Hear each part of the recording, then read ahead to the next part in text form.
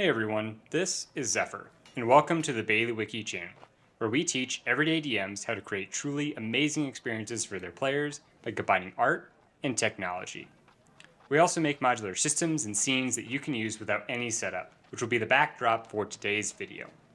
Today, we're revisiting and reprising our tutorials on a topic that is near and dear to our hearts, and that is multi-level building within Foundry VTT. Foundry has some great features for handling roofs and overhead tiles, but we can take that to the next level using the Better Roofs and Levels modules from Ripper, and also the Bailiwiki Mass Edit module for easily packaging those things up and manipulating them and distributing them across scenes. So today we're going to go through a quick demonstration of a multi-level structure and bring it in with Mass Edit. After the demo, we'll cover some important things to know, especially in V12 with levels. And then we're going to dive into the theory and kind of how everything relates to each other with multi-level structures, exactly how things need to be set up and how they work in relation to each other. Then we're going to finish up with a full demonstration on how to construct a multi-level building, including multiple roof components, interior overhead tiles, and setting it up as a deployable preset. You can check the description for links to all the modules we'll cover, as well as timestamps for these different sections. Now, with all that said, let's dive right in. To start off with a quick demonstration of just how powerful some of these tools we're working with are, I'm going to go ahead and open up Mass Edit, and we're going to bring in this Tudor alehouse from our library. So this is a haunted alehouse. It is a 3-story building here. And if I bring in testing McTestSum, you can see when I step away, I can see all of the roofs here. They're not obscured in the fog of war or anything. So we can see this beautiful roof from a distance. And then when I approach, I can go inside and I can interact with all of this, with the sounds. And I can go up the stairs and it will automatically adjust my elevation for me. And there's even this concept of overhead tiles within this. So I can go through this old fireplace and the tile will disappear when I go underneath it. But I'm able to have kind of double layers of overhead tiles here. And I can explore this full 3-story building. And it was super easy to drop in here and everything works nice and cleanly. You can see we've got multiple layers of roof here. So they're at different elevations from each other.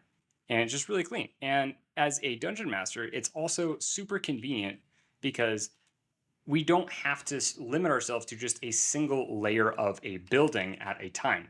We don't have to either have, one floor up here, another floor here, etc., to be able to run combat across multiple floors in a building. We don't have to have multiple scenes to showcase a single building. We can build it all in the same scene. And if I drop in a bandit here, and I add both of these guys to combat, see that even if I begin the combat and roll everything for everybody, if we are on different floors, we're still in the same initiative order. You're still able to run a combat across all of the floors of this building without having to change scenes. You can keep everyone in the same initiative and just a lot cleaner, and it looks beautiful too, and it's a really immersive way to add some verticality to your 2D maps. Before we completely dive into a discussion of how all of these different multiple level modules work together and actually do some demos here, there are a few things that I really wanted to point out that are pretty relevant when it comes to V12. So one of the first things you may notice if you are used to using multi-level scenes prior to V12 is that when you're in a scene with a bunch of overhead tiles, if you hover over them, things will start to disappear.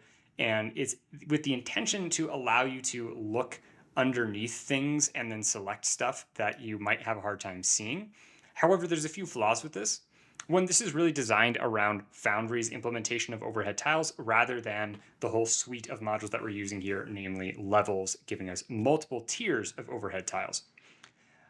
Another reason is that here you can see, even if we were just going through this top roof, this isn't smart enough to know that, okay, I am hovering over this main roof tile, but this garden and this other sub roof sit atop that. So I would probably want to hide all of that. So it's going to only hide the piece that you're directly hovering underneath, and it can create kind of an unintuitive or unpleasant experience when you're trying to look in certain areas, and it can look like, okay, there's a chimney down here when I'm looking around. If you'd like to turn that off, then you can go into your configure settings for better roofs and turn off this hover fade. And then when you save the changes, you are able to hover as long as you like, and you are not going to run into any issues here. When it comes to navigating the multi-level scenes, regardless of whether you have the hover on or hover off, we highly recommend you use the levels UI tool here, the levels layer tool, to be able to navigate through these. It's just simply too complicated, especially on scenes that have 3 and 4 stories or more, to be able to find tokens and players where you want them and where they are by navigating without that open. If you can't isolate individual floors, it's just really hard. To that end, there is a really nice new feature. So I have testing down here. And if I open up the levels layer tool and I go ahead and pop up to the uppermost floor here from 30 to 39, I cannot see him. But then if I click on the show players, it's going to give me this icon for testing McTestson. And that is this player character here. And then down here in my players, I have player 1, which is assigned to testing. It's important to note that this requires them have a assigned player character for it to show up. So if they have multiple PCs or they don't actually have that assigned, this is going to be a lot less helpful. But if they have that assigned character, you can then see this nice little icon. And if you click on it, it's going to take you down to the level. And so you can see exactly where they're at. So that's another useful tool for finding people. Similarly, Monk's token bar has a nice feature where you can see all the tokens on a scene and you can click through them to then find them. So we recommend using something like that if you have large multiple level scenes where you've got to keep track of where everybody is. The last big pieces here that we want to go over is foreground elevation and also background elevation.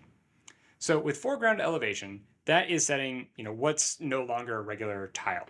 If you remember from prior versions of Foundry, or if you use prior versions of Foundry, the foreground layer was very important for being able to grab everything that was considered an overhead tile. In Foundry V12, we're no longer really using that. The reason being is the foreground layer is everything that is above your foreground elevation. And there are settings with how foreground elevation and background elevation both work here. Essentially, both of those act as these layers where vision can't pass through in quite the same way, regardless of what visual objects are there actually at that layer. So to combat this, Levels has kind of force clamped the foreground elevation to 999. And even if you set this to 10, as soon as you open up the Levels layer tool, it will change it back to 999 to stop you from messing with that. So the foreground layer here is only going to show you tiles that are selectable above your foreground elevation. So you're not going to use that. So you can just forget that it exists. We don't need it anymore to power the rest of Levels. We're all good there. Background elevation is important for that hovering effect. Everything that you hover over above that elevation will disappear until you get down to it. So you can use that to kind of combat the hovering effect if it's undesirable. But also, very importantly, if our background elevation is set to 0 here, it acts as if there is a solid layer. So if we pop over to this other scene real quick, we can see I have my background elevation set to 0. And this character cannot see the other character. There are no tiles here. There's no scene background. It acts as this kind of layer that completely obstructs light and vision passing between it.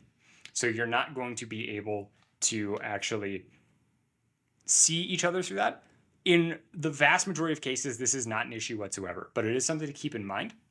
If you have something like there is a chasm or a canyon where people will be at a negative elevation, then you probably want your background elevation to be set to the elevation of like those lowest down tiles there so that people can see up and down. Otherwise, it's going to be like they can't see above the canyon or they can't see down from the canyon. So that's where that is important. If you have something like a basement, it's not really an issue because you're going to be using stairs or teleporters to be able to travel between the pieces of elevation, and you're probably not going to actually be seeing each other from the basement and to like the ground floor of a building, most usually, right? It will typically be through a trapdoor, etc. So those are the important things to keep in mind. To give you a better idea of how these multi-level structures and scenes work and how all of their pieces relate to each other, I've created this diagram, which is kind of an updated version of some of our previous levels diagrams that we've used in the past. One thing to note here is I'm using distances of 10 feet, and this is generally what we recommend for creating a floor in levels or a level in levels. However, you can actually use whatever distance that you like. Just make sure that you adjust those settings in your module settings if you are using different token heights, etc. Otherwise, you might get unexpected vision behavior here. So we're going to start down here and work our way from the ground up. First up, we have our background tile or our scene background. This is going to sit at the elevation of our background elevation that is described in our scene configuration on the Basics tab, and then it's going to span up to infinity. That behavior is pretty much the same whether it is an actual background tile or it is the scene background that you also specified in your scene configuration. Most typically, you're going to have your background elevation set to 0. However, there are some other situations where you might want it to be a different number, such as -10 or something like that, but we'll cover that later on in the video here. Next, we're getting into our actual structure. We first off have the floor for the ground level. This is going to be all of the artwork for that first floor here. This is considered optional because you can also bake this into the background tile or your scene background. There is nothing in terms of structure that requires you to have an actual tile here. It's for delivering your artwork. And the floor is going to span from 0 to 10. Same thing with the walls for this floor. It's going to go from 0 all the way up to 10. And then when we're starting up our next floor, it's going to span from 10 to 20. Basically, you want to always start your new upper floor at the same elevation that your lower floor just ended at. So if it spans up to 10, then when you're starting up that next floor, you're going to start at 10 and then continue up from there. This is a little different from previous versions of levels where you needed to have the lower floor span from, say, 0 to 9 and then have a 1 unit kind of gap to where then the second floor would start at 10 and then go up to 19, etc. You no longer have to leave that kind of 1 unit gap so that they're not actually sharing a number. In fact, it's better for you to have them share. However, if you have older maps that are using that scheme of 0 to 9, 10 to 19, etc., then whenever you're using the levels features for stairs and such, it will go ahead and automatically set those up correctly for you. Now, with all of our different floors, if you have multiple pieces, for example, several tiles making up a main area and then 2 separate wings of a building, then you probably want to use Better Roof's occlusion ID system. Make sure they all have the exact same occlusion ID. Say the name of the building and then a hyphen and the floor 3 or whatever, and then set them all as occlusion link sources. You'll repeat this process as many times as you need to. You'll just have a level spanning the next 10 feet up until you get to the roof. The roof then is going to span from the very top of your final floor all the way up to infinity.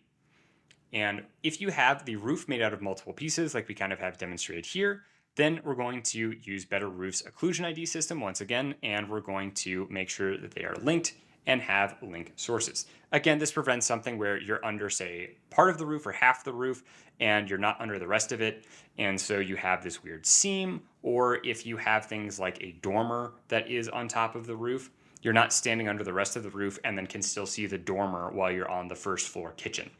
It just helps keep things nice and immersive. Now let's go over navigating these multi-level structures. When you are controlling a token that is at the same elevation as the bottom of a given level, or somewhere within that given level, you can navigate that level as you would normally as if it's a self-contained scene. Basically, all of the walls and everything above it don't exist. If you want to travel to another level, you're going to change your elevation. The simplest way to do that is using stairs from levels here. These can be created using either drawings or regions. If you have the levels UI open, when you create either of these, it's going to automatically create a stair that travels from the level you're currently looking at to the level above it. And how stairs work is they're essentially toggles. They're going to look at the elevation that you're at and see, okay, is this equal to my bottom range or my upper range? If yes, switch to the other one. So in this case, this is a stair that spans from 0 to 10. My token is currently at 0. When we step into this drawing, it's going to see that the elevation is 0 and change it to 10. If I step out of the drawing and back into it, I'll go back down to that 0. Notice that when I walk into the drawing and I move around, no amount of moving around is going to cause my elevation to change because I'm still within that same drawing. You have to exit and re-enter for the stair to apply the elevation change. Once you have that new elevation, you are free to interact with this new level however you see fit. And then we have this next stair up that can take us up to 20 feet. I'll notice that I'm at 20 feet now. And if I come back to this first drawing, it's not going to have any effect because I'm not within that range here. And if you manually set your elevation to say 5 and be somewhere in the middle, that's also not going to work because it's assuming you're hovering or something like that. So you need to be at exactly one of these endpoints. As I mentioned earlier, if you have the levels UI, it's going to automatically configure everything that you need for the stairs. But if you are going to do anything manually, you'll need to set the elevation and height of the stairs to be the bottom of the first floor that you're starting on, and then up to the bottom of the next floor up, but subtract 1 from it. So if this is going from 0 to 10, then our stair needs to be spanning from 0 to 9 instead. It's always going to change the elevation of the token to 1 more than what the top of the stair is here for a drawing. So you can see now we're at 11. In terms of the text here, this is purely a placeholder. So when you see that text on the stairs, it does not have any effect on the stairs behavior itself. It is just a reminder for you as a GM. Stairs also work whether they are hidden or not. So you don't have to worry about setting up these drawings in such a way that your players can't see them and them not functioning. So you don't need to worry about making things completely transparent, etc. You can just hide it so that your players don't see it, and you can leave it at whatever unobtrusive setting you would like. While this is a toggle mode, this is going to be the default here, or the two-way version of stairs. There's also one-way options where you can have it only work going up or down, and then also an elevator option where you can have a drawing span multiple floors and have the players get an option to select which floor they'd like to travel to whenever they enter that drawing. Some extra bits and bobs that we can get into using levels and better roofs are going to be these internal overhead tiles. And these are pieces like, say, chandeliers or those kind of explorable fireplaces or chimneys that you saw in our examples earlier, where players can walk beneath those or see those up above and have them cast shadows, etc., on the floor that they're on, but then once they go above, they're not able to see those. They don't transcend floors. And these are going to be set with the levels UI, just using the toggle overhead tiles option. It's then going to place it at an elevation that has the bottom is going to be equal to the top of the level you're looking at minus 0.1. And then it's going to have a top of the top of whatever level you're looking at. So if we were to drop in something on this floor that spans from 10 to 20, then it would come in at 19.9 for the elevation and 20 for the height. And then finally, we've got these extra roof pieces and awnings. So like a chimney coming out or a dormer or awnings off of the side of the building at certain floors. These are going to be set up with a bottom corresponding to the floor or roof that they are attached to, and then a top of infinity. Most often, we're going to want to make sure that we have our occlusion links, as we mentioned before, with roofs and multiple pieces, etc. We want to make sure that they're set up to link so that we don't have something where we are not seeing the roof, but we are still seeing a dormer on a level we're not supposed to. We're still seeing a chimney on a level we're not supposed to. In terms of when you should make it a link source, basically ask yourself, if someone is standing beneath this awning, do I want them to still be able to see the roof if they are only beneath the awning. If the answer is yes, then don't make the awning a source. Same thing goes with this chimney. If you're underneath the object that is kind of this extra piece, do you want it to also obscure the roof? If yes, then make it a source as well. But if not, then you can just make it separate so that then when someone is under the roof, it will hide this extra piece. If they are only under the extra piece, it's only hiding the extra piece. As a quick visual example here, we'll grab our testing token. So I've set up 2 roofs down here. One is red, one is blue, and we've got a dormer on the red one. So if we step underneath this red one, you can see that we still see this dormer, and we have to go underneath the dormer for it to disappear. Then when we step out, then the red reappears and the blue comes over here. So this is where these occlusion links come into play. So if we set this up, I have everything with the same occlusion link ID. If I make this red roof a source, and we'll go ahead and remove that from our blue one. Now if we step under, we will no longer see the roof or the dormer. And in this case, we don't need to make the dormer a source because anytime someone would be underneath the dormer, they would also be underneath the roof. So it's kind of redundant. So that's how you can use that to make roof additions and multiple pieces on roofs nice and clean. Now, say this blue roof was actually an extension of the red roof. It was on another part of the building or something like that. We can put in the same ID. We can also make it a source. So then when we step under here, both roofs disappear. And the application where this would mainly come out is if this is some sort of compound roof where you're under both sections of roof in the building while you're navigating the floor. That's most of our theory done and dusted. Before we dive into the demo, I am going to mainly use the drawings method of setting up levels and stairs. So I want to demonstrate to you how to also use regions really quick.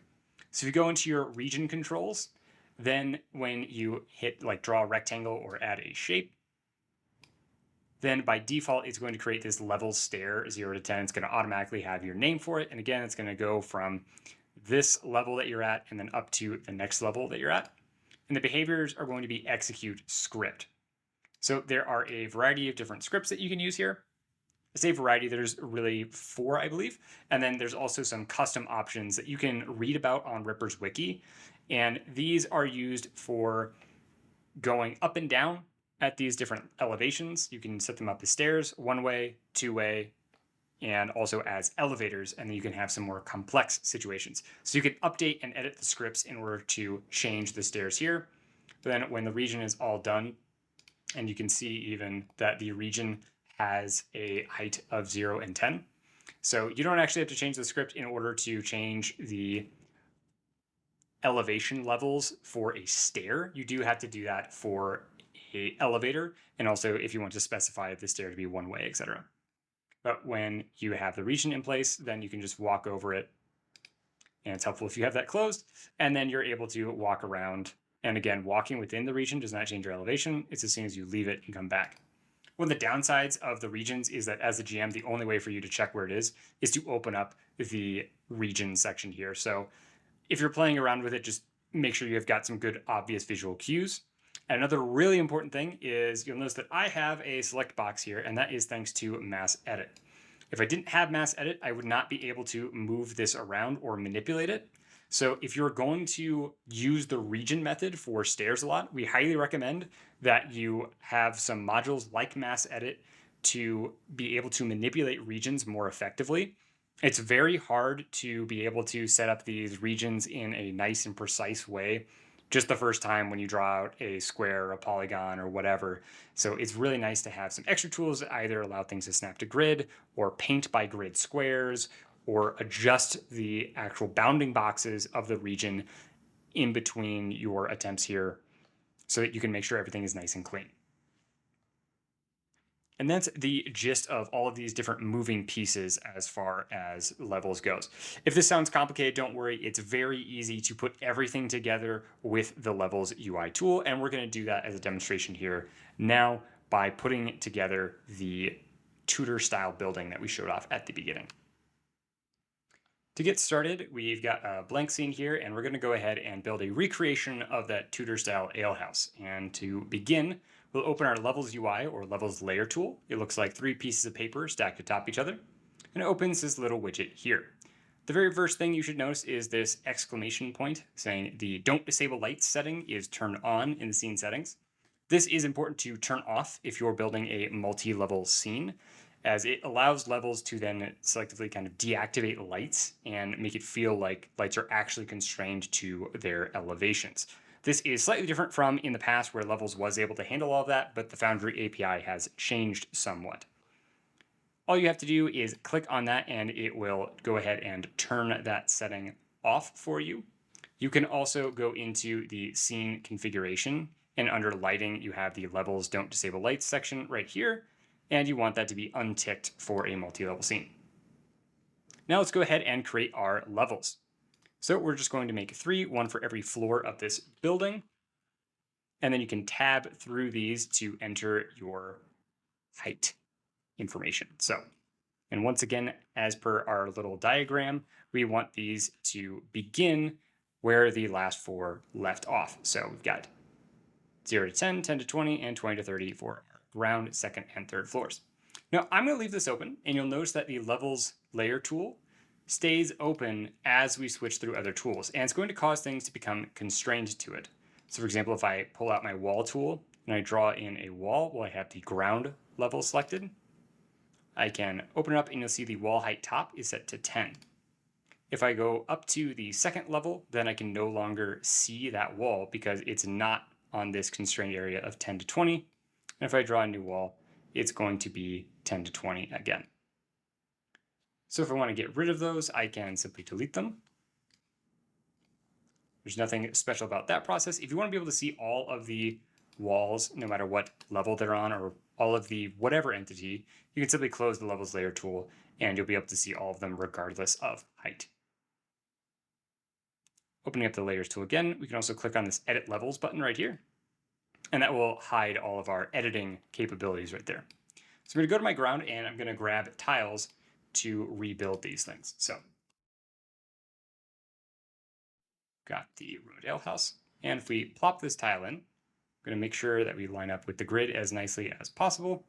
And if we double click on this, we can see under overhead, it's set to fade, and it has an elevation of 0. And then under the levels tab, we have height top of 10. Generally speaking, you don't need to mess with any of these settings as long as you're following these guidelines with what toggles to have on when. Now that we have that tile in place, let's go ahead and drop in the tile for the upper levels as well. And with mask edit, I can also double click to get this little highlight preview going on here, so it's a lot easier to see if I'm lining things up. All right, so all of my tiles are in place. And you'll also notice that since all of these levels are inclusive, or so we have this begins at 20 and the last one ends at 20, we can actually see all the way down, which is really nice and convenient in levels when you're working with tiles and everything to be able to make sure everything's lined up. So now we'll go back to our ground and we'll start adding in our walls. I'm not going to do a fully detailed wall through on this, but we'll get the outline here. All right, so we've got our walls in. Let's go ahead and drop in our test actor for right now. And one thing that I generally find helpful is if we turn off the levels layer tool, that's usually nice for making sure our vision isn't being constrained by the tool at all. You see we've got all of our walls and everything ready. And now we just need to add in our stairs. So go back to this ground floor because we want to make stairs that go between the two. And we can use either a drawing or a region. So I'm going to use a drawing right here.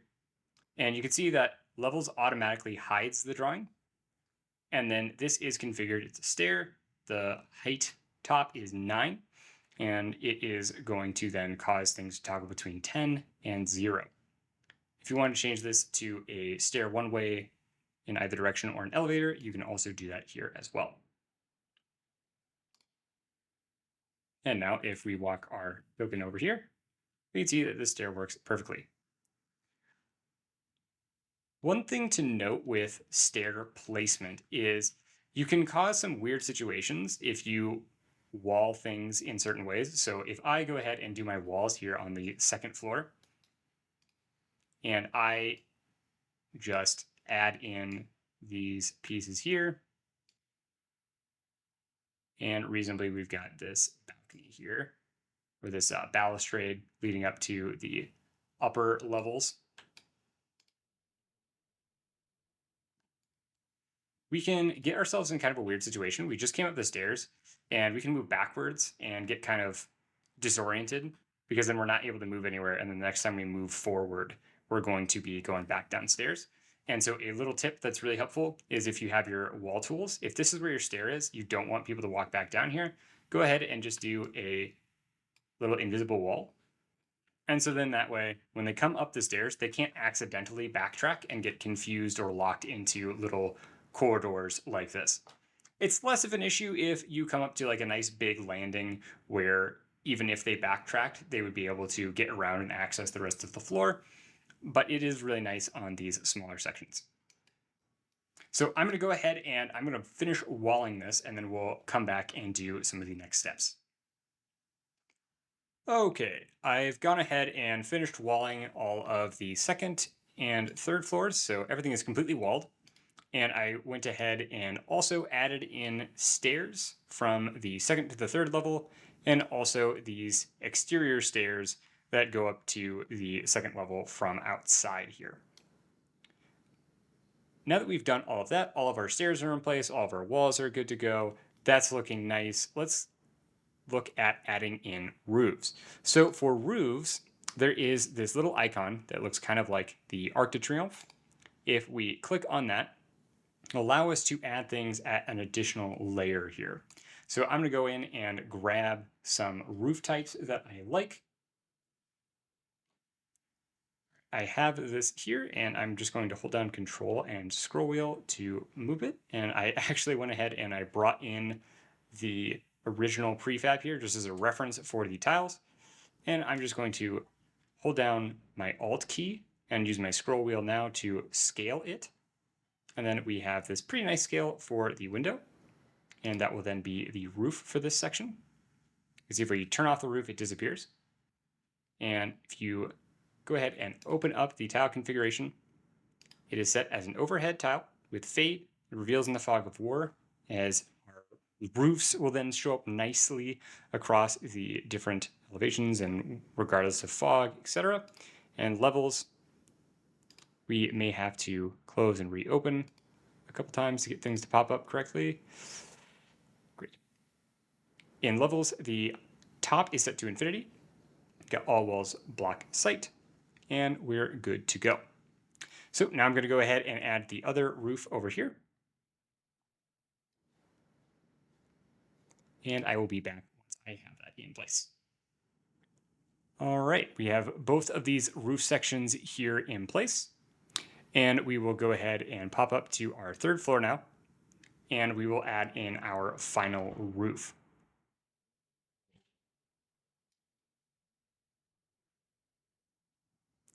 And that looks correct. And there we are. So now we have all of the roofs in place. However, if we go ahead and close out of our UI so that we've got the most accurate representation of our vision possible, and we walk out front, we can already see that we can see both of these landings right here, and we have to walk underneath.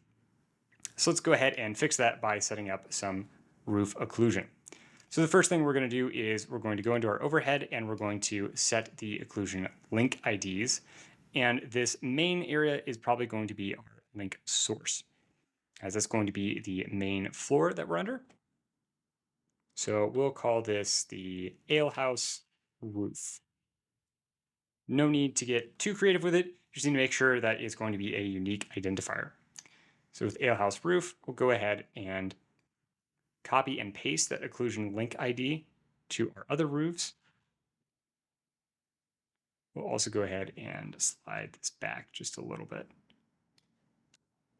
so that it looks a little more connected here. And now if we go ahead and pop into our test character, looks like everything disappears as normal. And we can still see these roofs out the windows when we approach them. However, we'll also notice that we have the roof kind of appearing over top of this third tile. So if we go into our third story, we can turn off that roof placement. We can see it overlaps a little bit. The highest thing elevation-wise is always going to appear first, and then we go into what's called this sort order. And so here it's got the same elevation of these other tiles of 20, but the sort order is a little bit lower. So to fix that, you just right-click on the tile and hit bring to front, and now it's all good, and it pops up directly over top of everything, all nice and pretty. All right, with our roof sorted out, we're on the home stretch. We can go ahead and hide those. And now I want to add in those little fireplace overlays that we had in the other version. And first I'm going to click on this kind of tree icon, and it's place tiles as overhead tiles inside of levels. And so that's where we were getting that effect where we could explore underneath the fireplaces. So now I'm going to go ahead and look for the 3 on the fireplaces. So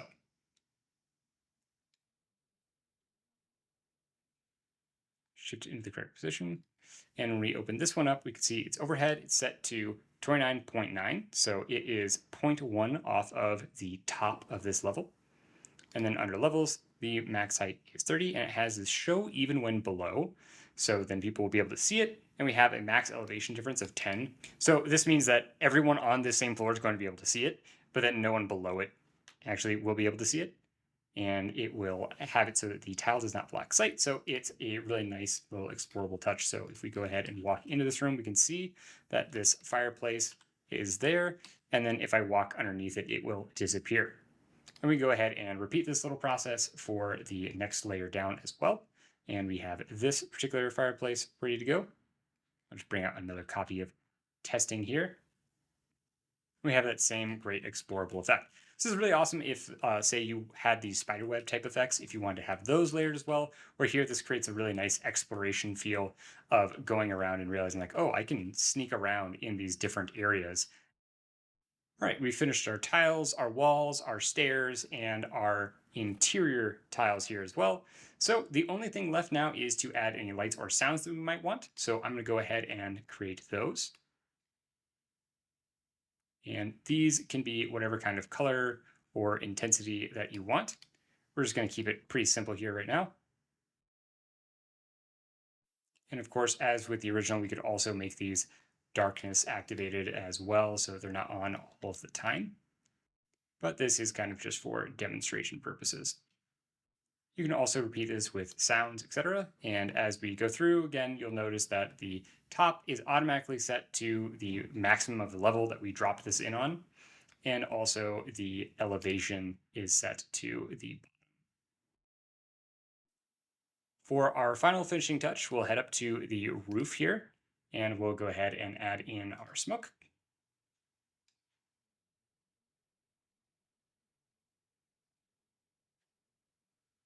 And perfect. Perhaps the most important and final part of this whole process is testing it. Before you go running a scene with this or patching it up as a preset to deploy in additional scenes, you want to run through with a character with vision and just double check the behavior of everything.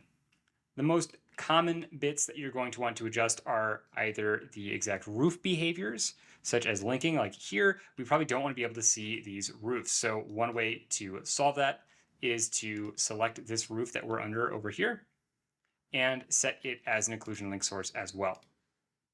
So when we have that occluded, and now it seems to work pretty seamlessly. But we want to walk through this whole building to make sure that everything is behaving appropriately. It's really awkward to be in the middle of a session and ask your characters to hang on for a second while you fix something that you overlooked with the map, especially where walls and vision are concerned. It's pretty disappointing to have a spoiler revealed to players because you didn't have walls or roof set up quite right. But this seems to be behaving correctly. With testing complete, we're now ready to package this up as a preset that we can deploy on any number of scenes in the future for us.